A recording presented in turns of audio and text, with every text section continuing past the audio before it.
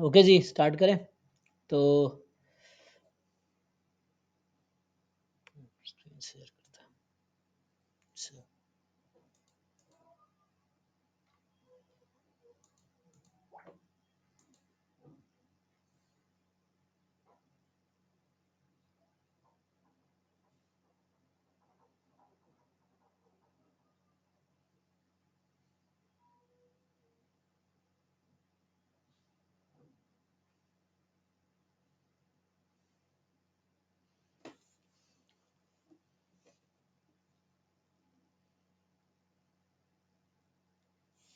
ठीक है, तो बताइए क्या पूछना है।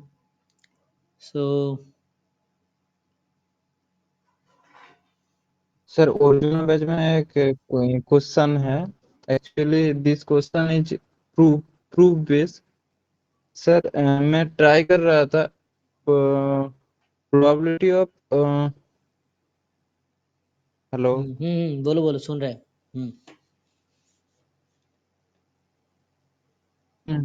सर मैं ट्राई कर रहा था probability of A intersection B less than equal to probability of A, so equal to 1। That means probability of A intersection B less than equal to 1 वो प्रूव हो गया। Sir how do I prove 1 less than equal to probability of A intersection B?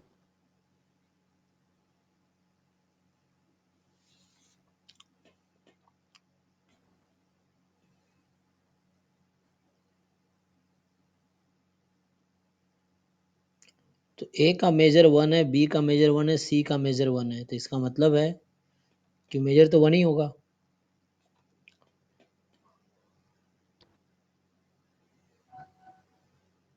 Yes sir.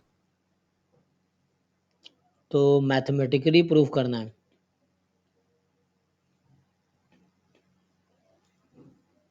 मैंने inequality से try कर रहा था probability of A intersection B less than equal to 1 हो गया प्रूफ।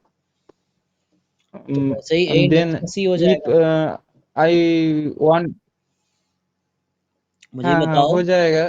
ए यूनियन बी का फॉर्मूला क्या है? सर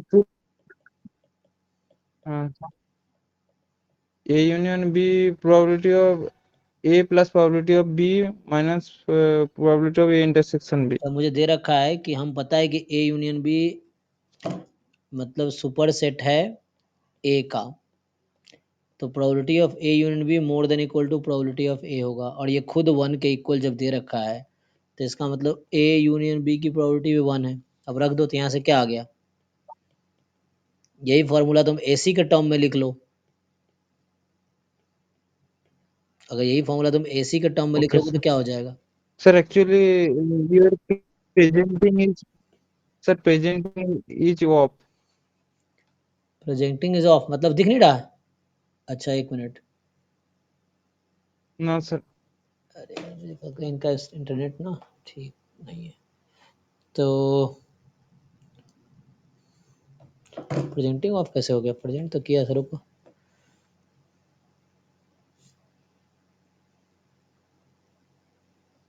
प्रेजेंटिंग का ये है बट उसमें आपका पिक्चर है मतलब आपका देख जो लिख रहे हैं उसका नहीं है।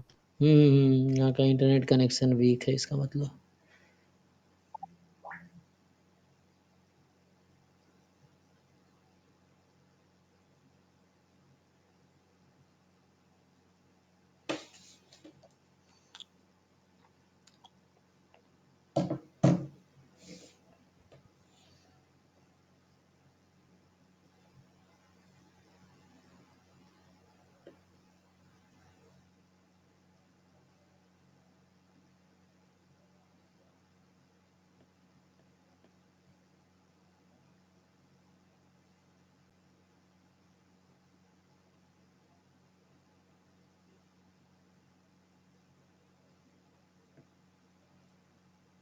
ठीक है, अब दिखेगा देखो। तो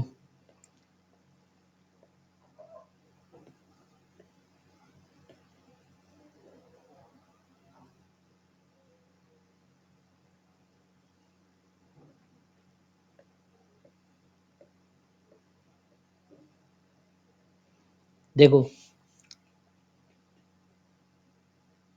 yes sir.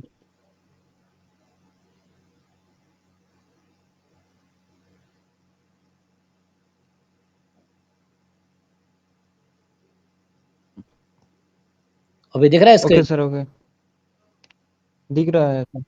Yes sir, yes sir. देखो इसमें क्या है, ए यूनियन बी 1 है, ए बी है ना, दोनों 1 है, तो इंटरसेक्शन आ गया प्रोबेबिलिटी। तो इसी तरीके से फॉर्मूला ए सी में लिख लो, तो ए इंटरसेक्शन सी 1 आ जाएगा। ओके, ओके, इसी तरह से फॉर्मूला बी सी में लिख लो, okay, okay, thank you sir. हो जाए। ये आ यस जाएगा। सर। बाद में A union B union C में फॉर्मूला लिख लो, तो तीसरा वाला आ जाएगा। ठीक है, ओके, तो ये थैंक लिख यू सर। लोगे तो हो जाएगा, हाँ, यस सर। इंटरसेक्शन सी 1 आ जाएगा। ठीक है। चलिए नेक्स्ट पर्सन पे आते हैं। तो yes, thank you sir. Thank you. हाँ, सीडीएफ वाला है कन्वर्जेंस, एक बार बता दो। 1 बाय 1 करते हैं ना, तो एक क्वेश्चन आपका करता हूँ बस। 21,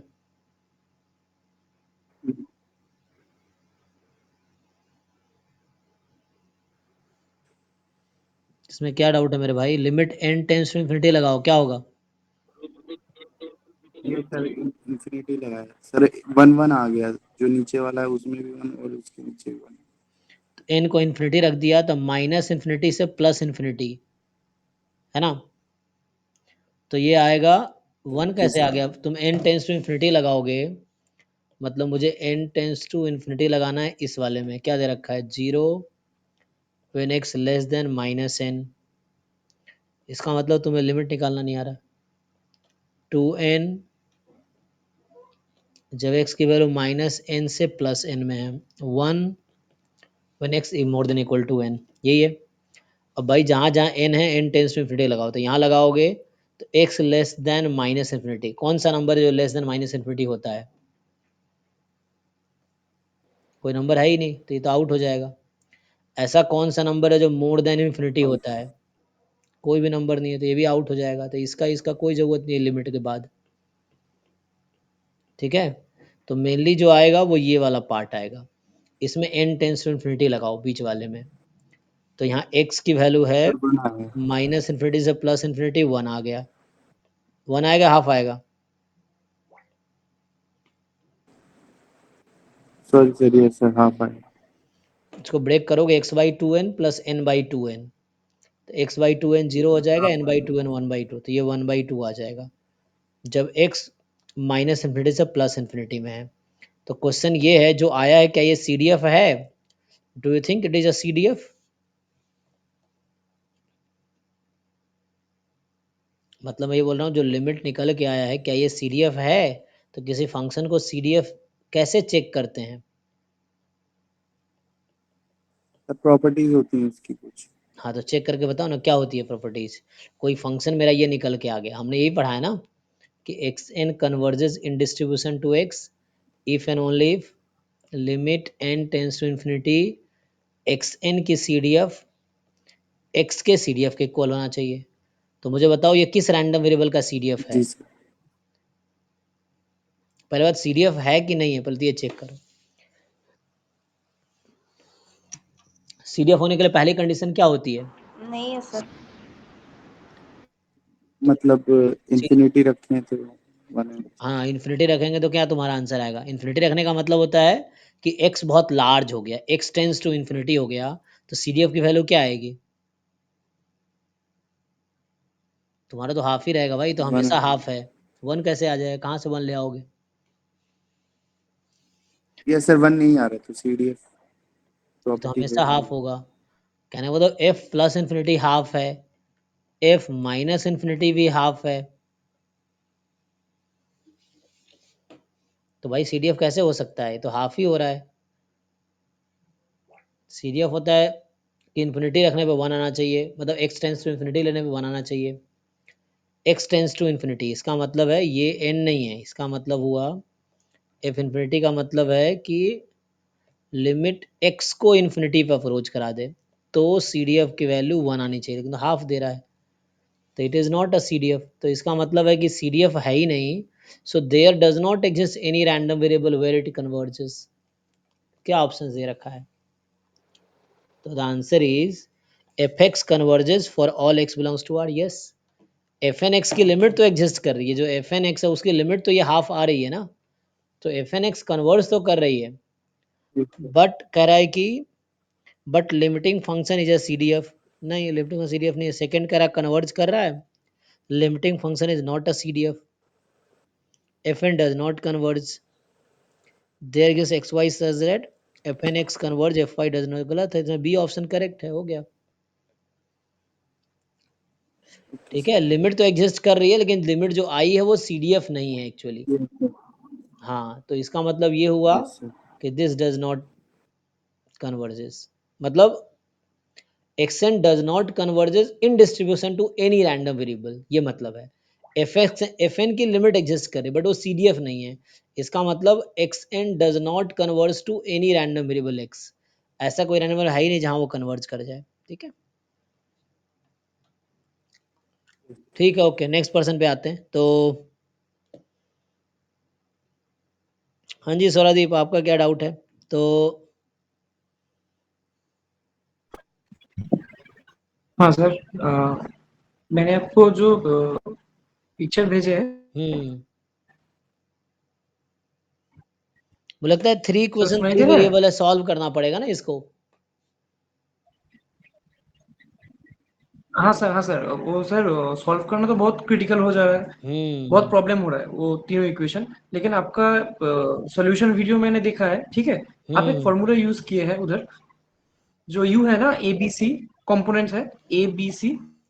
हाँ, वो स्टैंडर्ड बेसिस के लिए होता है, मतलब ये ये निकलने के लिए एक हाँ, फॉर्मूला आप यूज किए हैं. क्या u.v1 इज a, हाँ सर, u.v2 इज b, ये यूज किया ना.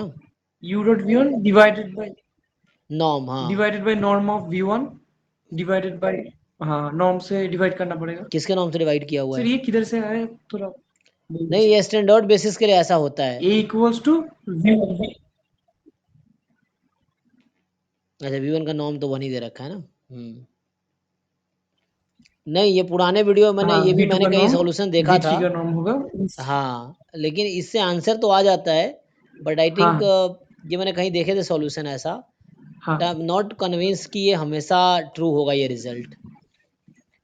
मैंने यूज तो कर लिए थे लास्ट ईयर, मैंने वीडियो में कराए होंगे ये तो, बट ये स्टैंडर्ड बेसिस के लिए ठीक है. अगर ये जो बेसिस हमें दिया हुआ है ना, ये स्टैंडर्ड बेसिस होता तो करेक्ट है, लेकिन बाकी बेसिस हाँ, के लिए क्वेश्चन में बोला है sir, with respect to standard inner product mention किया है. हाँ, तो स्टैंडर्ड इनर प्रोडक्ट क्या होता है? सिंपल है, वही जब आप स्टैंडर्ड इनर प्रोडक्ट इसको बोलते हैं, एक्स वैक्टर है, वाई वैक्टर है, तो ये हो जाएगा summation x i y i, इसको बोलते हैं standard inner product. X vector y vector का आप ले रहे हैं इनर प्रोडक्ट, इसका मतलब ये है. लेकिन सर ये फॉर्मूला किधर से जनरेट हो रहा है? नहीं, ये फॉर्मूला बेसिक ये है कि जैसे v1 ना ऑर्थोगोनल है, तो आंसर तो आई थिंक मैच कर जा रहा है, 1 हाँ + 2 + 3 से आ जा रहा है. मतलब a की वैल्यू हाँ हाँ A की वैल्यू 1, B की वैल्यू 2, C की वैल्यू 3, तो उससे आंसर आ जा रहा है ना. हाँ हाँ हाँ सर, एक फॉर्मूला मैंने वीडियो कहीं देख रहे देखा थे, वो था, बोल बट रहा इसका है proof देखना प्रोजेक्शन का पड़ेगा. कोई हाँ, प्रिंसिपल यूज किया. हम्म, हाँ, एक वीडियो मैंने भी देखा, उधर बोल रहा है ये प्रोजेक्शन प्रिंसिपल से करना पड़ेगा, ये प्रोजेक्शन प्रिंसिपल का फॉर्मूला है. हाँ, एग्जैक्टली, वो उस तरह कुछ फॉर्मूला है जो मुझे देखना पड़ेगा कि हम u का प्रोजेक्शन ले रहे हैं v1 पे, और ऐसे ही u का प्रोजेक्शन ले. अच्छा, एक क्लास 12th में था प्रोजेक्शन ऑफ, है ना, vector a on vector v, क्या होता था? ओके, हाँ a.b/मैग्नीट्यूड b, ये होता था projection of vector a on vector b. हाँ ओके, तो वो हो गया. ठीक है, अगर ऐसे यूज करना चाहो दिस फाइन. तो इसमें ये है, एक फॉर्मूला होता है, जैसे ये क्लास 12th में भी, अब 12th के एनसीईआरटी में चैप्टर नंबर 11 देखोगे, हाँ वेक्टर हाँ चैप्टर है, होता है. तो वहां पे आप देखेंगे क्लास 12th में वही फॉर्मूला यूज कर रखा है. तो जो वेक्टर वहां पे था वही वेक्टर अब भी लीनियर अलजेब्रा में, बस आई जे के नहीं लिखते अब हम. पहले हम आई जे के लिखते थे 11 12th क्लास में, आई कैप जे कैप के कैप, अब वो नहीं लिखते. वेक्टर तो वही आर क्यूब वही है, सेम ही है जो वहां होता था. 3 dimensional vector space, 2 dimensional vector वही होता तो था सर जो. ये क्वेश्चन के लिए ये जो फॉर्मूला यूज हुआ है, हम्म, इसका जस्टिफिकेशन क्या है? हाँ, ये आप देख सकते हैं, ये सिंपल होता है कि जैसे वहाँ पे हम लोग कराते थे कि कोई वेक्टर ए है, उसका प्रोजेक्शन बी पे लेना है, जैसे ये बी हो गया। तो ये तो डायरेक्ट फॉर्मूला होता है, बस ये है कि जो भी होता था तो इसका प्रोजेक्शन ये लेंथ कितना होगा ये बताना होता था। तो ये क्या होता है, हाँ हाँ तो उसका उससे आ जाएगा ये, अगर आप वैसे लिखेंगे तो यहाँ से आ जाएगा ना। जैसे ये मैग्नीट्यूड, ये जो बी है, ये लेंथ कितना होगा, मान लो ओ है, ये ए है, what is length of O A. तो ये होगा, अगर आप वैसे यूज करेंगे तो magnitude of vector A modular of cos theta. B vector. हाँ हाँ, कॉस हाँ थीटा। ए वेक्टर। और इसको अगर मॉड बी से मैं डिवाइड कर दूं, मॉड ए है, अगर मॉड बी से मल्टीप्लाई डिवाइड कर दूं, ये cos theta as it is है मैग्नीट्यूड बी से, तो न्यूमरेटर को आप क्या लिख सकते हैं,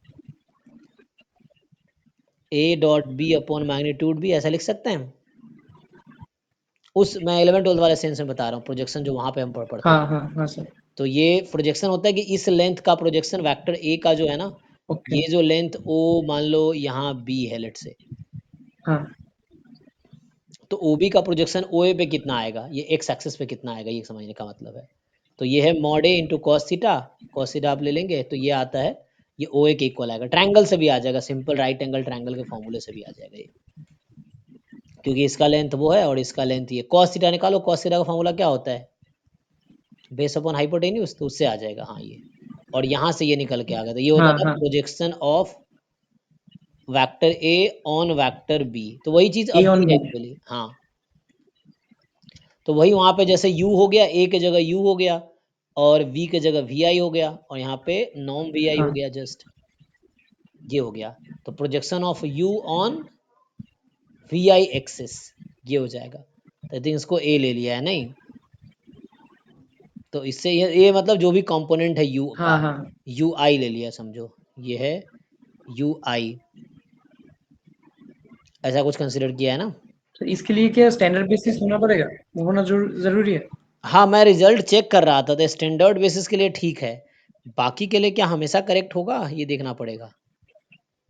तो यहाँ तो आंसर मैच कर जा रहा है, बट क्वेश्चन है अच्छा क्या अच्छा, हमेशा ठीक है मैच करेगा, ये क्वेश्चन है। तो वो मैं श्योर नहीं हूँ क्या ये हाँ। कि हर क्वेश्चन में ऐसा होगा, ये देखना पड़ेगा मुझे। इसलिए अभी तो है कि आप तो थ्री सर क्रॉस ये थ्री तो का। हाँ, गॉसियन मेथड से भी, हम्म, गॉसियन मेथड से, गॉसियन एलिमिनेशन मेथड से भी ये तो सॉल्व नहीं हो पाएगा, बहुत कैलकुलेशन बहुत क्रिटिकल हो जा रहा है। ये क्या 3 क्रॉस 3 का होमोजीनियस बनता है, ये क्या बनता है, होमोजेनियस नहीं, नहीं नॉन होमोजीनियस होमोजेनियस हो नॉन, रहा है। तो वो 12th क्लास वाला मेथड लगा सकते हैं, वो लेंदी होगा ना, जैसे A X is equal to B वाला, हाँ तो हाँ बहुत। X is A inverse B, but ये लेंदी हो जाएगा ना, पहले इनवर्स निकालो देन बी से मल्टीप्लाई करो क्रैमर तब रूल। आंसर आ जाएगा। हाँ, या क्रैमर वो लगा लो ना आप, सी आर एल भी लगा लो, नहीं वो क्या बोलते हैं उसे आप, क्रैमर्स मेथड्स, हाँ Cramer's method, sorry Cramer's method लगा लो, इससे नहीं आ क्रैमर जाएगा। रूल्स। हाँ, हाँ क्रैमर्स रूल लगा लो, इससे आ क्रैमर जाएगा ना। ए की वैल्यू होगी डेल्टा 1 अपॉन डेल्टा, बी होगी डेल्टा 2 अपॉन डेल्टा, बस थोड़ा सा आपको यहाँ पे मेहनत करना होगा डिटर्मिनेंट निकालने हाँ। का, इससे आ जाएगा, इससे सही आंसर आ जाएगा, दिस इज फाइन। हाँ, तीन इक्वेशन, तीन वेरिएबल है, तो you delta is the determinant of A, and delta 1 you know first column को हटा के बी रख दो, डेल्टा 2 सेकेंड कॉलम हटा के बी रख दो, डेल्टा 3 थर्ड कॉलम हटा हाँ के हाँ बी रख दो, एंड उससे आ जाएगा, ये इससे आ जाएगा करके देखो, आ जाएगा।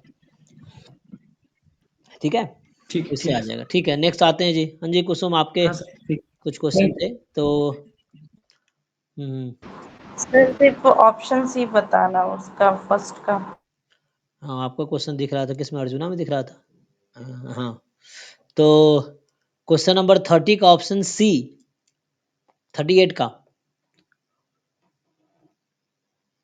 कौन सा यस क्वेश्चन। सर। हाँ 38 देखिए, तो 38 में क्या है, आपका सैंपल क्या है, x1 x2 xn कहाँ से आया, यूनिफॉर्म माइनस थीटा से प्लस थीटा में आया ना, माइनस। लेकिन ऑप्शन हाँ सी में मॉड का दे रखा है सैंपल, है ना, मतलब nth ऑर्डर स्टैटिस्टिक्स किसका है, मॉड xi का है। तो जैसे यहाँ से पूछे mod x1 mod x2 and so on mod xn, इसका क्या डिस्ट्रीब्यूशन हो जाएगा, ये होगा uniform zero theta. Uniform zero theta. हाँ, क्योंकि ये माइनस थीटा में है तो पॉजिटिव कर देंगे, यूनिफॉर्म जीरो थीटा हो गया। अब इसका तो निकाल ही सकते हैं आप, मान लो अभी के लिए मान लो y1 y2 y3 और yn है अभी के लिए। अब तो आप यूनिफॉर्म जीरो थीटा क्या निकालते हैं, what is the MLE of, अच्छा complete sufficient of uniform zero theta, इसका क्या आंसर होता है, इसका nth ऑर्डर स्टैटिस्टिक्स होता है ना। एक्सन। हाँ, तो यहाँ yn हो गया, yn हाँ क्या सर, होगा, एन। तो maximum of y1 y2 yn, अब वापस रख दिए जो आपने अज्यूम किया है, आ गया, ये तो थ्योरम है। तो ये है ना, मॉड एक्साइज का nth ऑर्डर स्टैटिस्टिक्स है, मॉड एक्साई में nth ऑर्डर। तो सर ये सफिशिएंट हो गया, सर नहीं, ये दोनों होता है, सफिशिएंट हो गया कंप्लीट। नहीं ये थ्योरम है, सफिशिएंट कंप्लीट अच्छा दोनों होगा। ये हाँ, इसको आप कंप्लीटनेस के डेफिनेशन से प्रूव कर सकते हैं, ये थ्योरम है, प्रूव किया जा सकता है इजीली कि x1 x2 xn be a random sample from uniform zero theta, then t is equal to nth order is complete and sufficient both। Complete तो आप फैक्टराइजेशन थ्योरम से भी कर देंगे, सफिशिएंट सफिशिएंट कर देंगे फैक्टराइजेशन थ्योरम से भी। कंप्लीट के लिए आपको डेफिनेशन लगाना पड़ेगा, तो क्या होगा डेफिनेशन कि expectation of GT is zero implies is GT equal two is zero. Zero for all T, ये है, या वही चीज कि probability of GT being zero is one, ऐसा समझ लो, या GT is zero almost surely, है ना, ऑलमोस्ट श्योरली बोलो या बोलो विथ प्रोबेबिलिटी वन, बात वही है, GT is zero with probability one, ये चीज़ है। तो कोई भी चीज़ दिखा दो तो इससे आ जाएगा इजीली। अब इससे एक्सपेक्टेशन लिख लो, G T into P D F of T D T equal to zero, और लास्ट में सॉल्व करके दिखा दो जी टी को जीरो होना पड़ेगा फॉर ऑल टी, और ये कहीं भी बुक में आपको प्रूफ मिल जाएगा इसका, ठीक है। तो ये थ्योरम है, हो जाएगा। और हम्म, सर इसके नीचे एक क्वेश्चन है, उसमें समेशन एक्स आई कौन सा वाला, सी 39? 28 सर, 28 में x1 सर वो सफिशिएंट तो था, लेकिन एक्स बार के बारे में तो कुछ भी नहीं पता है, तो भी वो सफिशिएंट होगा क्या, एक्स बार कॉमा x1 नहीं, जब आप फैक्टराइजेशन थ्योरम लगाएंगे दोनों इन्वॉल्व होगा। कंप्लीट? कंप्लीट नहीं हो सकता, कितने पैरामीटर है आपके पास सैंपल में, कंप्लीट नहीं हो सकता क्योंकि पैरामीटर एक ही से है, ज्यादा है। जी जी। लेकिन सर सफिशिएंट जब हम लोग उससे कर रहे हैं ना, एक एक्सपोनेंशियल फैमिली से, हाँ हाँ, लेकिन एक्सपोनेंशियल फैमिली तो लगेगा ही नहीं क्योंकि वो थीटा हाँ, पे डिपेंड जी कर जी रहा है। जी, पैरामीटर सॉरी, डिपेंड कर रहा है सपोर्ट पे, हाँ। तो तो फैक्टराइजेशन थ्योरम से ही करना होगा। हाँ हाँ हाँ, वो करेंगे तो इससे आ जाएगा, ये आ जाएगा e की power minus one by theta summation X I into E की पावर माइनस एन आई, और theta less than each theta less than first order statistics. इसमें दो इन्वॉल्व है ना, समेसन एक्स आई और फर्स्ट ऑर्डर स्टैटिस्टिक्स, तो summation X I को तो एन एक्स बार भी लिख सकते हैं आप, ठीक है। तो इसीलिए x bar and first order statistics sufficient है, कंप्लीट नहीं हो सकता, ये सफिशियंट है लेकिन कंप्लीट नहीं हो सकता, डायमेंशन 2 हो गया इसीलिए। या कोई ऐसा भी लिखता कि समेसन एक्स आई और एक्स वन, तब भी ठीक है, ये सफिशियंट तो है। तो सर सफिशिएंसी होता है वो एडिशन का प्रॉपर्टी फॉलो करता है क्या, जैसे अगर दोनों अगर एक्स भी सफिशिएंट है वाई भी सफिशिएंट है तो उनका सम भी सफिशिएंट है। वन वन फंक्शन होना चाहिए, हाँ, जैसे टी ई सफिशियंट, नहीं यहाँ पे वन वन फंक्शन का रूल है, T is sufficient then G T is sufficient, वो वो one to one sir function. Invariance. हाँ, इनवेरियंस प्रॉपर्टी सम में। अच्छा, ये सफिशियंट का कोई ऐसा, आप ये कह रहे हैं कि x सफिशियंट है तो x1 प्लस x2, हाँ हो जाएगा। जैसे कोई सैंपल t1 सफिशियंट है और t2 सफिशियंट, आप कह रहे हैं कि t1 प्लस t2 भी सफिशियंट होगा क्या, ये पूछ रहे हैं ना। हाँ सर। तो इसका क्या मतलब, t1 सफिशियंट होने का क्या मतलब है कि सैंपल का distribution given t1 free of theta है, सैंपल का डिस्ट्रीब्यूशन गिवन t2, जरूरी नहीं है, ऐसा कोई जरूरी नहीं है, क्योंकि यहाँ पे T1 प्लस T2 है ना, तो वो अगर वैसा कुछ ले ले कि इन्फॉर्मेशन ही गायब हो जाए तो कुछ नहीं होगा। तो जरूरी है, वन वन फंक्शन के लिए जरूरी होता है, हाँ वन मतलब वन बाकी फंक्शन के लिए इन जनरल जरूरी है, लेकिन इसकी जरूरत कहाँ पड़ी इन आपको? जनरल के लिए तो कोई थ्योरम नहीं है। ऐसा कोई थ्योरम नहीं है ना, वन वन फंक्शन होना चाहिए। अच्छा नहीं T1 सर, T2 ऐसा था उस एक्स बार, सर एक्स बार था और था ई पे पावर एक्स बार, तो दोनों ही सफिशिएंट होगा क्योंकि क्योंकि एक्स बार सफिशिएंट था सर, तो ई पे पावर एक्स बार भी सफिशिएंट होगा। जी, और क्योंकि e उन की दोनों पावर का x1 सम पूछा गया था कि सफिशिएंट जी जी, वो वन वन फंक्शन है इसलिए। e की power x one one function है, जो बाद में भी लिखा है वो भी वन वन फंक्शन है, इसीलिए हुआ है। ऐसा कोई डायरेक्ट रूल नहीं है, बट अगर वन तो वन दोनों फंक्शन तो वहां रहा दोनों होगा, का सम भी सफिशिएंट हाँ होगा। वहां रहा होगा x बार प्लस ई की पावर x बार। तो इसका मतलब ये हो गया कि एक फंक्शन आपके पास ये दिया गया है x प्लस ई की पावर x। अब आप ये इजीली प्रूव कर सकते हैं ये वन वन फंक्शन है, g dash x one plus E की पावर x जो मोर देन जीरो है फॉर ऑल x। तो ये इस वजह से नहीं हुआ कि सम सफिशिएंट होता है, ये इस वजह से हुआ कि ये जो फंक्शन कंसीडर किया गया है क्योंकि that is the 1 1 one one function, इस वजह से हुआ है। और जो सर ये बोलते हैं कि सफिशिएंसी जो है वो फैमिली का प्रॉपर्टी होता है, डिस्ट्रीब्यूशन फैमिली का। जी तो अगर टी सफिशिएंट है थीटा के लिए, तो हम ये भी बोल सकते हैं कि टी सफिशिएंट है थीटा स्क्वायर के लिए, हाँ, क्योंकि यहाँ थीटा पैरामीटर क्यूब इंपॉर्टेंट के लिए नहीं है, भी। वो पूरे फैमिली ऑफ डिस्ट्रीब्यूशन के लिए इंडिपेंडेंट होता है। तो आप देखेंगे बुक में लिखता है वो पैरामीटर तो नहीं मतलब लिखता है। सर हम थीटा का कोई सा भी मतलब बोल सकते हैं, वन अपॉन यस थीटा के लिए भी वो सफिशिएंट यस होगा। एग्जैक्टली एग्जैक्टली, हाँ कोई भी फंक्शन ऑफ थीटा, क्योंकि कंप्लीटनेस सफिशिएंसी डिस्ट्रीब्यूशन की प्रॉपर्टी है, फैमिली ऑफ डिस्ट्रीब्यूशन की, पैरामीटर की नहीं। जैसे अनबायसनेस पैरामीटर की प्रॉपर्टी है, ठीक है, जैसे अब कंसिस्टेंसी पैरामीटर की प्रॉपर्टी है, क्योंकि अनबायस्ड में पैरामीटर इन्वॉल्व है, अनबायस्ड के डेफिनेशन में यहाँ पे ई टी थीटा ही आना चाहिए, उसमें है एक्सपेक्टेशन ऑफ टी मतलब या टी कन्वर्ज थीटा पे ही होने चाहिए। लेकिन यहाँ पे ऐसा कुछ नहीं है सफिशिएंसी या कंप्लीटनेस में कि थीटा ही इंपॉर्टेंट है, ऐसा नहीं है, थीटा स्क्वायर है तब भी कोई फर्क नहीं पड़ेगा, ई की power theta sine theta cos theta लेंगे तब भी कोई फर्क नहीं पड़ेगा। सर और एक और क्वेश्चन है जिसका ऑप्शन ए सही तो है, पर उसमें वर्ड यूनिक यूज हुआ है, क्वेश्चन नंबर 39 जो है उसके ऊपर हाँ तो ये गलत है ना, 39 यूनिक ऑप्शन है एमएलए नहीं उसका। है, हाँ यूनिक एमएलए नहीं है ना, क्योंकि इसका सैंपल मीडियन है, हमने तो क्लास में सर कराए हैं। हाँ बोलिए। सर जैसे ये यूनिक नहीं है तो और कौन सा एमएलए हम लोग लिख सकते हैं इसका? आपके पास 4 नंबर है, मतलब बताइए इन ये 4 क्लियर नंबर है। का और मीडियन क्या है? मैं आपसे पूछूं 1 2 3 4 जो नंबर है इसका मीडियन क्या है?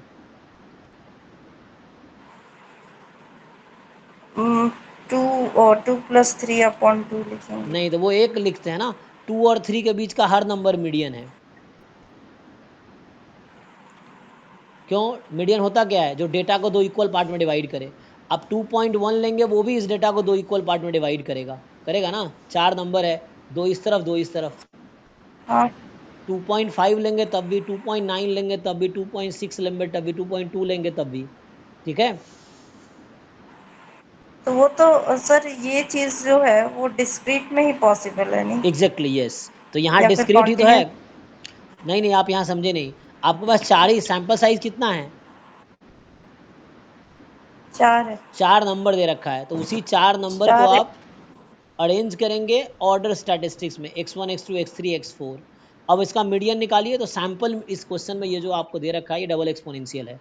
इसका थ्योरम होता है अगेन कि डबल एक्सपोनेंशियल डिस्ट्रीब्यूशन में थीटा का जो एमएलए है वो सैंपल मीडियन होता है, और यहाँ जो सैंपल मीडियन होगा वो second order state third order state के बीच का हर नंबर इसका मीडियन होगा।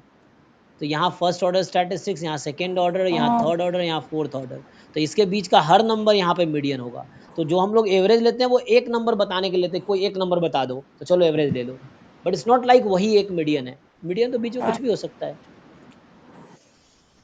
ना, बीच में कोई भी 4 ही नंबर तो है मेरे ठीक है पास, सर। है ना, तो उसको ब्रेक करना है 2 पार्ट में डेटा को, तो कोई भी नंबर ले लो 2 3 के बीच का, वही आंसर आएगा। ठीक है, ठीक है सर, थैंक यू सर। हाँ थैंक यू। तो इस तरह से चलिए किनका रह गया, इनका एक भी क्वेश्चन डिस्कस नहीं हुआ है। रीता है जी, रीता बताइए, आपका एक क्वेश्चन देखता हूँ क्या है। सो इसमें सर क्या वो जो पूछना है क्वेश्चन का आपको? लास्ट वाला ऑप्शन है ना, डी ऑप्शन जी। सर जो लास्ट वाला ऑप्शन है ना, लास्ट और थर्ड, तो उन दोनों को एक्सप्लेन कर दीजिए सर ग्राफिकल से। और सर मुझे एक और चीज पूछनी थी, जो आप लिमिट लेने के टाइम पे जो आप प्रोजेक्शन लेते हैं ना, वो कैसे लेते हैं, वो थोड़ा सा एक्सप्लेन कर दीजिएगा।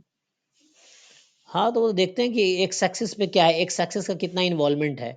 आप समझ लो ऊपर से आप देख रहे हो तो आपको देखना है कि एक्स एक्सिस पे उसका इमेज क्या जाएगा। या समझ लो टॉप से कोई टॉर्च बार रहा है, टॉर्च जला रहा है, तो टॉर्च जला रहा है तो कितना इमेज जस्ट ऊपर से, तो कितना इमेज कवर होगा उस एक्सिस का, ये देख लो आप। एक्स एक्सिस पे है तो वाई पे है तो राइट से, मतलब देखना है कि एक्स वाई कितना इन्वॉल्व है वो देखना है। इसमें पहले सैंपल स्पेस का ग्राफ बनाओ, ये तो क्लास में कराने वाला था, उस दिन कराया, होमवर्क दे दिया ना आपको, तो इसमें कहाँ दिक्कत आपको आ गई है। हाँ सर। 2 पार्ट तो मैंने कर ही दिए थे। सर एलएन वाला लॉग। अरे तो इसमें कोई दिक्कत थोड़ी है, आप ट्राई क्यों नहीं करते? एक तो आप जैसे लोगों से मुझे यही दिक्कत होती है कि वो ट्राई नहीं करते, मुझे देख के ही आप छोड़ देते हो, डर जाते हो क्वेश्चन देख के, ये दिक्कत है। आप ट्राई करोगे। क्या आपने प्रोबेबिलिटी ऑफ नहीं ई गिवन एफ जैसा कोई क्वेश्चन किया है? क्या होता है probability of event E given yes sir, event F, क्या फॉर्मूला है इसका?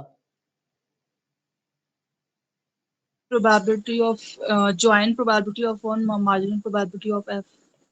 लोअर क्लास में ये पढ़ा होगा ना आपने, यही तो करना है यहाँ पे। Probability of event E given F, probability of E intersection F upon probability of F, तो ये लगाइए आप यहाँ पे। तो कहाँ दिक्कत है? यहाँ पे है कि x मोर देन है log 2 given y more than log 3, तो इसमें आप log को इधर भेज दीजिए। ये log को क्यों भेजेंगे, x में तो है ही, तो simple x more then log 2 intersection y more than log 3 upon sir probability. Actually मैं सोची थी ग्राफिकल से सोची थी। हाँ तो ग्राफिकली से मैं बताऊंगा आपको अभी, अब पहले तो प्रोबेबिलिटी निकाल लो ना। तो x log 2 से ज़्यादा है एंड y log 3 से ज़्यादा है, तो पहले तो आप सपोर्ट का ग्राफ बनाइए। मैं क्लास में कराने वाला हूँ, क्लास अभी कल आज हो नहीं पाई है क्योंकि मैं बाहर आया हूँ, तो ये क्लास में ही क्वेश्चन करवा दूंगा कि आपको भी डाउट होगा, आप जैसे बहुत बड़े बच्चों को डाउट होगा इन क्वेश्चंस में, तो आप पूछेंगे तो क्लास में भी करवा दूंगा, कोई दिक्कत नहीं। देखिए सो यहाँ पे क्या करना है, सपोर्ट क्या है, 0 less than y less than x less than infinity, तो ये तो y is equal to x का ग्राफ है, y लेस देन एक्स मतलब x मोर देन y, तो ये सपोर्ट है आपका। ये सैंपल स्पेस समझ लीजिए, ये वाला पार्ट।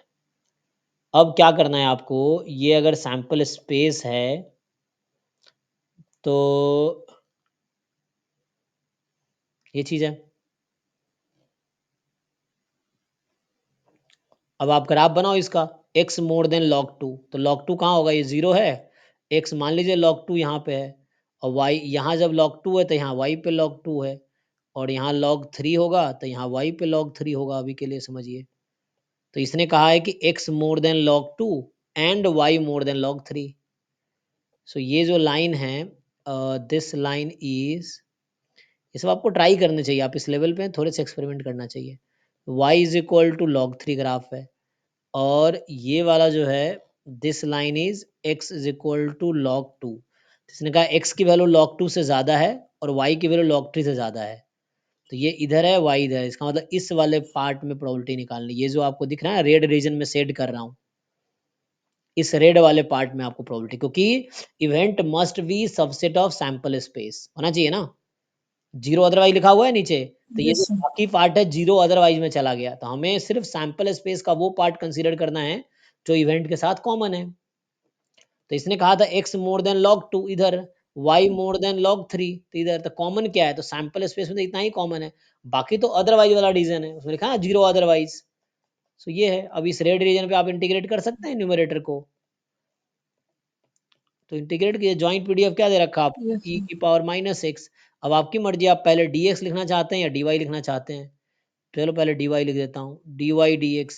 तो अब y की लिमिट देखिए कहाँ से कहाँ तक जा रही है, तो ये y बराबर x है, सो y की लिमिट 0 से, नहीं y बराबर यहाँ log 3 है ना, तो y की लिमिट यहाँ से आपका ना, ये y बराबर log 3 की लाइन थी, सो y बराबर log 3 से लेके इन्फिनिटी तक जा रही है, ठीक है, नहीं x तक जा रही है ना, y बराबर log 3 से x तक जा रही है, और x की वैल्यू कहाँ से स्टार्ट हो रही है, क्या है, log 3 से लेके इन्फिनिटी तक जा रही है, सिंप्लीफाई कर लीजिए इसको।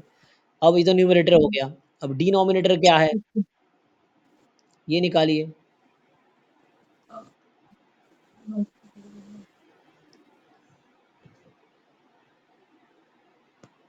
बताइए डिनोमिनेटर क्या होगा। यस सर, हो जाएगा। डिनोमिनेटर प्लस वाई का मार्जिन निकाल लीजिए, y है ना।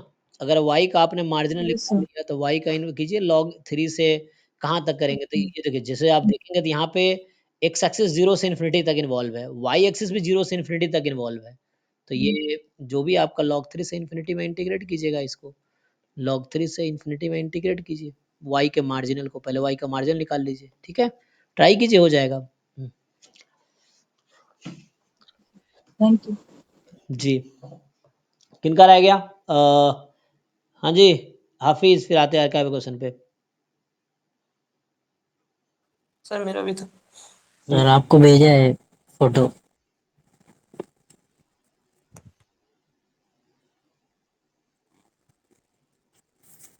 एक मिनट।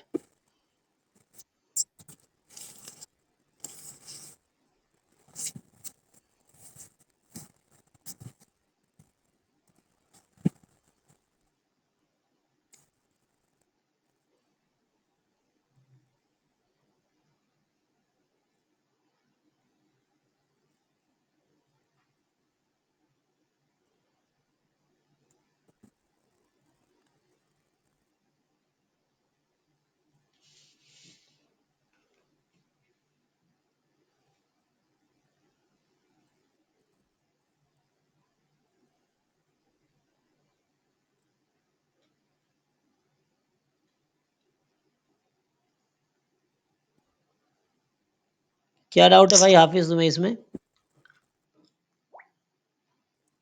सर इसमें एस का वो काई स्क्वायर में जैसे आता है वो सर नहीं लिख पा रहे हैं। ये पता है X bar minus mu S upon root N, इसका डिस्ट्रीब्यूशन क्या होता है?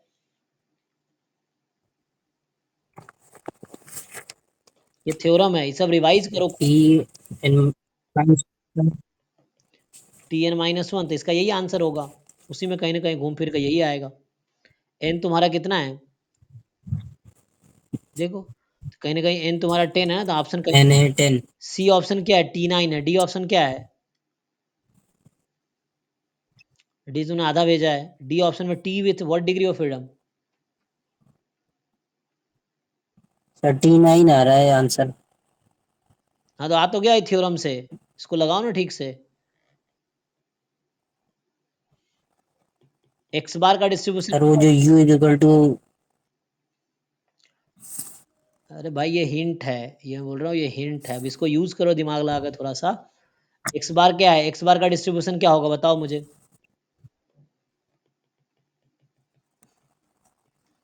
x1 x2 x10 जो है वो नॉर्मल है, normal comma, mu comma sigma square by n।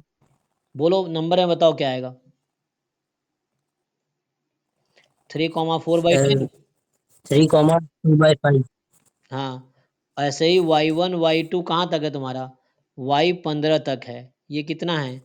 ये रैंडम सैंपल है, ये भी 3/5 आएगा। तो y बार का डिस्ट्रीब्यूशन क्या आएगा?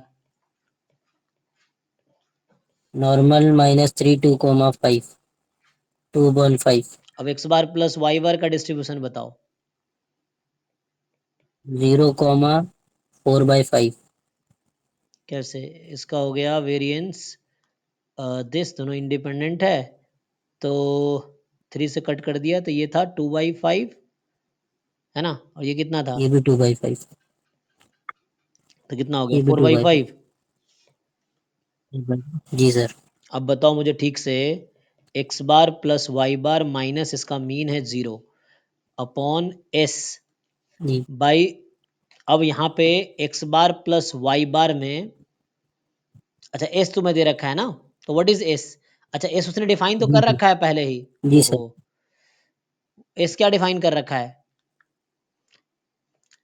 तो रुको सर पहले 1 पहले से इसको 9 स्टैंडर्ड तक नॉर्म है। बना देता हूँ, रुको रुको, एक्स बार प्लस वाई बार माइनस 0 अपॉन रूट अंडर 4/5, इसका डिस्ट्रीब्यूशन क्या आएगा?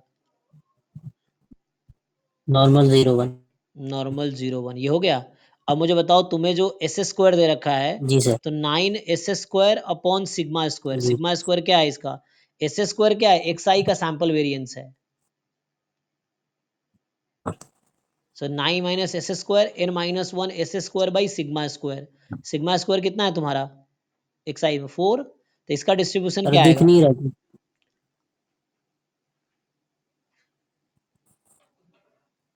सर इसका distribution chi square n-1 upon n-1। अरे भाई कहाँ खोए हो? n minus 1 S square by sigma square का क्या डिस्ट्रीब्यूशन होता है?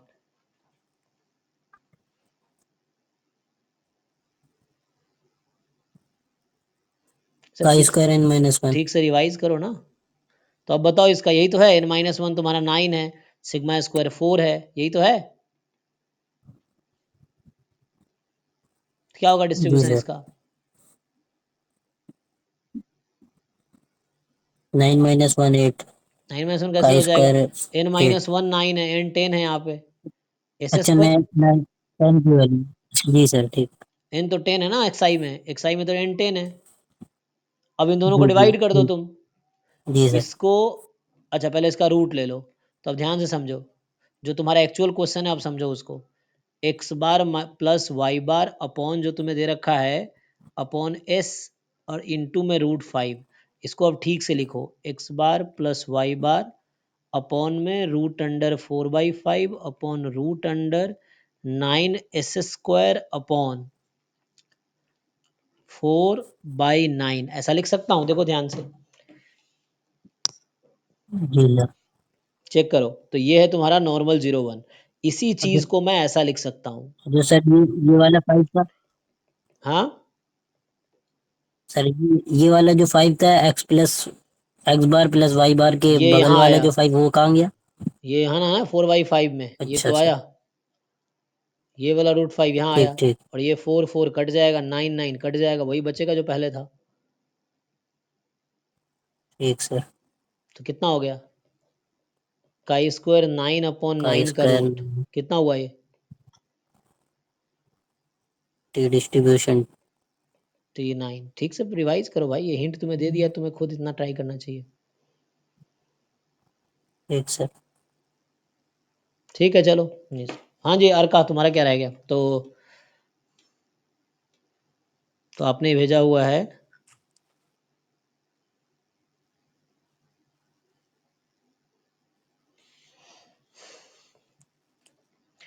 बोलो भाई, इसमें क्या डाउट है 25 में तुम्हें?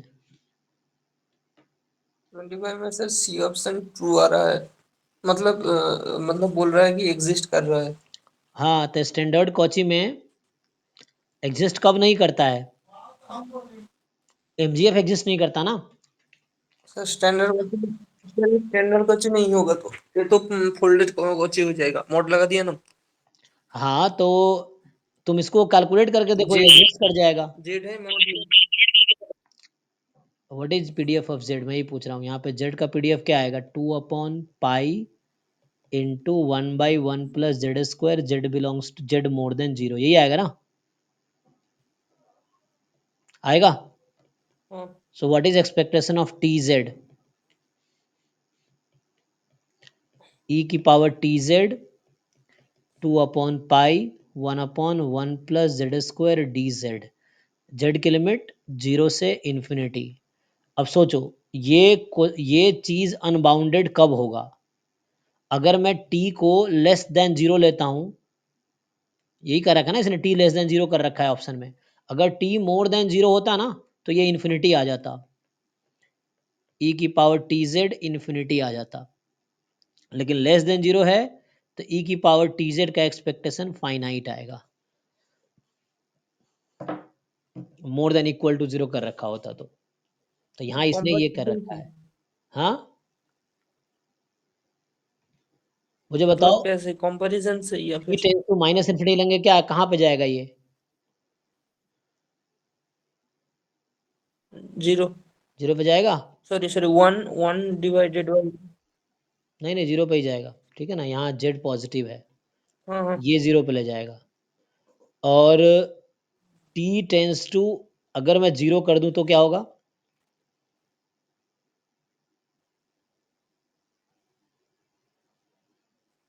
वही 2/π 1/1 + z² PDF है ना, dz। अगर t को 0 कर दोगे तो PDF ही बचेगा, और हाँ PDF का इंटीग्रेशन से 1 होता है, तो 0 से 1 तुम्हें हाँ, लगता है 1 हो बाउंडेड जाएगा। होगा। अच्छा, समझ गए। t की वैल्यू -∞ से 0 में, इसलिए बाउंडेड है। मतलब प्रॉब्लम सर कहाँ है? Problem t tends to infinity. And point में हमें देखना पड़ेगा। हाँ, क्योंकि जो MGF होता है ना, MGF always contain the interval containing 0, ठीक है, बट इसमें 0 हटा दिया है इसने, और MGF जो बात करते हैं यहाँ पे, तो t > 0 पे इन्फिनिटी आता है, मतलब t टेंड्स टू इन्फिनिटी लो, इन्फिनिटी आ जाएगी, लेकिन ये वाला केस ही हटा दिया इसने, ठीक है ना, इसने लेस देन 0 कह के, तो ये t लेस देन 0 के लिए फाइनाइट आएगी। यस, इसलिए तुम देखते होगे जनरली हर डिस्ट्रीब्यूशन का जहां MGF बुक में लिखा होगा ना, साइड में t पे कुछ रेस्ट्रिक्शन लगा रहता है, तो उस t के लिए एग्जिस्ट करेगी और बाकी t के लिए एग्जिस्ट नहीं करेगी। जैसे एग्जांपल के लिए, जैसे मैं एक बताता हूँ, जैसे डबल एक्सपोनेंशियल डिस्ट्रीब्यूशन है, जिसका PDF होता है 1/2b e⁻½ mod x - μ/b, नहीं सीधा सीधा ना mod x - 1/b माइनस में, तो ये होता है ना इसका x बिलोंग्स टू r, इसका MGF क्या आता है, तो आएगा e⁻μt + 1 - t²b²। अब यहाँ देखो वो लिखा रहेगा t/b, तो इसका मतलब इसके लिए फाइनाइट है, बाकी के लिए इनफाइनाइट है, ऐसा है। ऐसे और भी हाँ, मतलब इधर पे सर मतलब, हाँ मतलब इस क्वेश्चन में ये प्रॉब्लम हो रहा था कि सर मतलब वो कैसे मतलब वो डायरेक्ट तो इंटीग्रेशन नहीं हो रहा था ना, उस तरह से r के लिए इंटीग्रेशन सोच सॉल्व रहे थे नहीं हो रहा एक्चुअली, था। या मैं दूसरा तरीका बताऊं, तुम मुझसे क्या बोलते हैं इसे, इम्प्रॉपर इंटीग्रल से भी सोच सकते हो। तो ये जो इंटीग्रल है, this will be less than equal to integral 2/π 1/1 + z² dz। क्यों? क्योंकि e⁻tz less than equal to 1 होगा for all t less than 0 and z more than 0। Check करो, हाँ सर, हाँ ये तो सही है सर, इससे हो जाएगा। ठीक है ना। लेस देन 1 नहीं हो, जो भी वो फाइनाइट होगा t। अच्छा, z पॉजिटिव है लेकिन t नेगेटिव है ना, ओके, t नेगेटिव है, तो t तो हमेशा नेगेटिव होना है, ये z तुम कितना लार्ज भी ले लो, t तो नेगेटिव है ना, तो इसीलिए तो ये बाउंड है इसका, तो इसके अकॉर्डिंग ये बाउंड आ गया, तो ये लेस देन इक्वल टू 1 होगा, ये हमेशा फाइनाइट होगा। इम्प्रॉपर इंटीग्रल में कंपैरिजन टेस्ट लगा लो, ठीक है। नेक्स्ट, हाँ ठीक है सर। अगला वाला क्वेश्चन पढ़ाऊंगा मैं क्लास में, simple linear regression sir, syllabus में है, तुम ढंग से, अभी तुम्हें सिलेबस खोल के दिखाता हूँ मैं, जैम का सिलेबस ना, तुमने ध्यान वैसे कहा, जैम का सिलेबस मैंने पास रखो, रोज एक बार सिलेबस देखो, तुम ढंग से देखोगे तुम्हें समझ आएगा, यहाँ लिखा हुआ है सिंपल लीनियर रिग्रेशन सिलेबस में है, तुम्हें ध्यान से देखा ही नहीं है। अभी जहाँ पे मैं हूँ एक्चुअली, अभी 1-2 क्लास में ही कराने वाला हूँ ये, देखो यहाँ list square estimation and the simple linear regression model,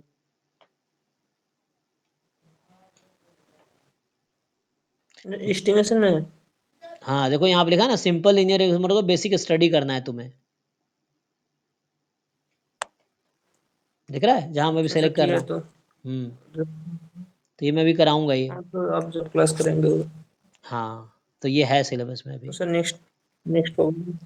next जो आपका है डी ऑप्शन, तो डी ऑप्शन के कई सारे तरीके हैं, एक तो है तुम E1 इवेंट कंसीडर कर लो x1 लेस देन x2, और E2 इवेंट ले लो x1 more than equal to x2, ठीक, ये है, तो क्या होगा, तो कर लो इसको सॉल्व। ये मान लो प्रोबेबिलिटी ऑफ इवेंट ए है, तो क्या लिख सकते हो, E1 intersection A plus E2 intersection A, अब हो जाएगा, तो मतलब 3 time first order statistics more than second order statistics, तो यहाँ से हो गया E1 ले लोगे इंटरसेक्शन, तूने मान लिया x1 छोटा है x2 से, तो फर्स्ट ऑर्डर स्टैटिस्टिक्स x1 हो जाएगा, ये आ जाएगा, ठीक है, इंटरसेक्शन ये हो जाएगा, प्लस दूसरे वाले में E2 में ये जो पार्ट है ये कन्वर्ट हो जाएगा, जब x तुमने मान लिया x1 बड़ा है x2 से, फर्स्ट ऑर्डर स्टैट्स x2 हो जाएगा, 3x2 more than x1 intersection x1 more then x2। अब ये पहले इंटरसेक्शन निकाल लो इसका, तो इजी है। तो दोनों का इंटरसेक्शन देखो, ये बोल रहा है x2 more than 3x1, x2 more than x1। कर पाओगे दोनों पार्ट? तो यहाँ x2 हाँ मोर सर देन हो जाएगा। मैक्सिमम ऑफ दिस, तो ये बन के आ जाएगा, और ये बन के आ जाएगा x1 more then x2, x1 more then 3x2। एक मिनट, x1 मोर देन था ना, x2 वाज द x1, ऐसा ही सिंपल था, ये मैं लिखने में गलती किया है। x1 मोर देन x, हो जाएगा। हाँ बस ये हो गया। अब तुम ज्वाइंट से इसको अलग अलग ज्वाइंट से इंटीग्रेट कर लो, आ जाएगा, बस इससे आ जाएगा टोटल प्रोबेबिलिटी लगा के। ठीक है, थ्योरम वैसे नहीं होता, सर बोल रहे थे कि मतलब दोनों का डिफरेंस पर तो समझ नहीं आया सर, हाँ मतलब उससे भी दोनों उससे एक्सपोनेंशियल का डिफरेंस सैंपल रेंज। हाँ उससे भी हो सकता है वो भी। तो एक क्वेश्चन कई तरीके से हो सकता है, ये मैंने ये तरीका लगाया है, तुम डिफरेंस ले लो। तो जो ऑप्शन 2 में तुमने मतलब इंडिपेंडेंट कैसे होगा? देखो, ऑप्शन डी में ऑप्शन बी यूज कर दो। ऑप्शन, इंडिपेंडेंट कैसे होगा? एक मिनट रुको, इंडिपेंडेंट हो जाएगा, तुम्हें उसके लिए दिखाना पड़ेगा। तो जो ऑप्शन बी यूज करना चाहोगे तो प्रोबेबिलिटी क्या आ जाएगा, 2 time first order statistics minus second order statistics, या second order statistics minus, option B use करो, डी में ऑप्शन बी यूज करो। ठीक है, तो 2 time second order statistics minus first order statistics, और क्या एक्स्ट्रा हो गया इसमें, तो 2x1 माइनस, सो 2x2 माइनस 2x1 ना, तो वैसा कुछ आ जाएगा। मतलब इसको इस तरह बैलेंस कर सकते हो, सेकेंड वाला कंडीशन यूज कर सकते हो। बट ये ठीक है ना, बाकी और भी तरीके हैं, तुम अगर ए ऑप्शन भी यूज कर सकते हो, ए ऑप्शन यूज कर सकते हो इसमें। अच्छा, जैसे डी ऑप्शन में तुम ए ऑप्शन यूज कर सकते हो। ए वाला प्रूफ कर लिया तुमने, तो ये वही तो आ जाएगा। ये होगा 2 time first order statistics less than second order statistics minus first order statistics. अब प्रोबेबिलिटी तो ये हो गया 2 first order statistics second order minus first order statistics less than 0। और अगर पहला तुमने दिखा दिया F22 है, तो F22 का PDF लिख लो, निकालो प्रोबेबिलिटी लेस देन 0 क्या होगी। F22 का सपोर्ट क्या होता है, F डिस्ट्रीब्यूशन का सपोर्ट क्या है, तो नेगेटिव प्रोबेबिलिटी कितनी होगी, तो अदरवाइज में चला गया तो ट्रू हो गया। अगर तुमने ए ऑप्शन दिखा दिया कि F22 है, तो हो गया F22 लेस देन 0, तो 0 होगा, क्योंकि ये तो अदरवाइज में चला गया। सपोर्ट F का सपोर्ट तो पॉजिटिव होता है ना, तो नेगेटिव होने की प्रोबेबिलिटी 0, खत्म। तो हो गया। ठीक है, बट डाउट है सर कि मतलब वो दोनों इंडिपेंडेंट कैसे हो गए? अच्छा इसमें इंडिपेंडेंट कैसे हो गया, तो दिखाना पड़ेगा तुम्हें इंडिपेंडेंट कैसे हो गया। तो ये 2 time first order statistics and x2 minus x1। तो इसका एक काम करो, इसको u मान लो, इसको v मान लो अभी के लिए। ठीक है, और अभी हमने वो पढ़ा था ना तरीका, joint PDF of first and second, ये लिख पाओगे? ये मैंने क्लास में लिखाया था, देखना अभी ऑर्डर स्टैट्स वाले टॉपिक। डिवाइडेड बाय, नहीं पहले ज्वाइंट PDF लिखो फर्स्ट और second order statistics. Sir 2 factorial हाँ 2 फैक्टोरियल डिवाइडेड बाई आ जाएगा r माइनस 1, तो 0 फैक्टोरियल, फिर -1 s -1 r minus 1 0 s factorial, -1 s -1 फिर s minus 1 1 factorial. n minus s।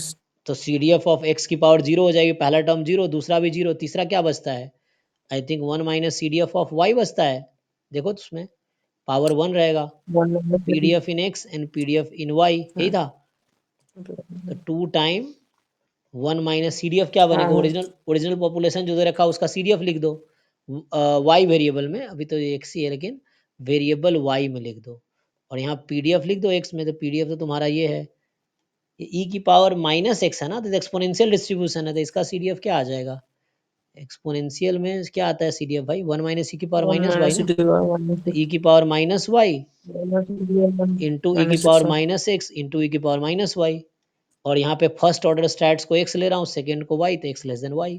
तो ये आ गया joint PDF of first and second order statistics. ठीक, तो इसको ठीक से लिख दोगे तो 2e की power minus 2y into e की power minus x less than y। तो ये तो हो गया joint.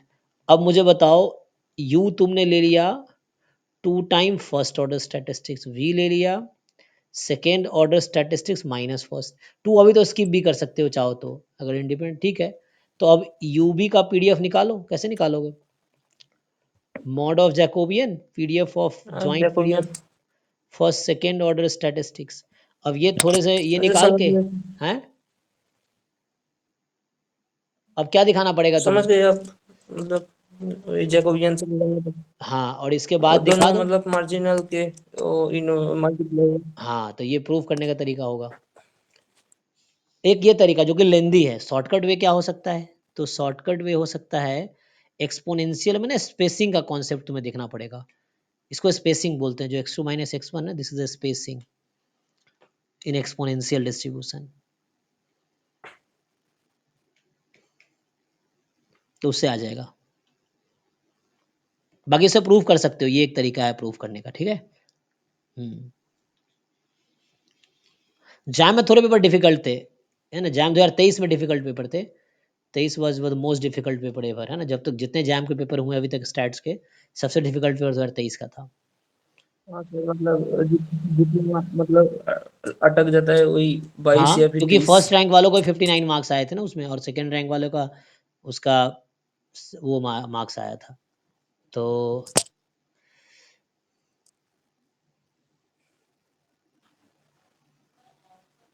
Okay sir, thank you. ठीक है ना, थैंक यू। हाँ।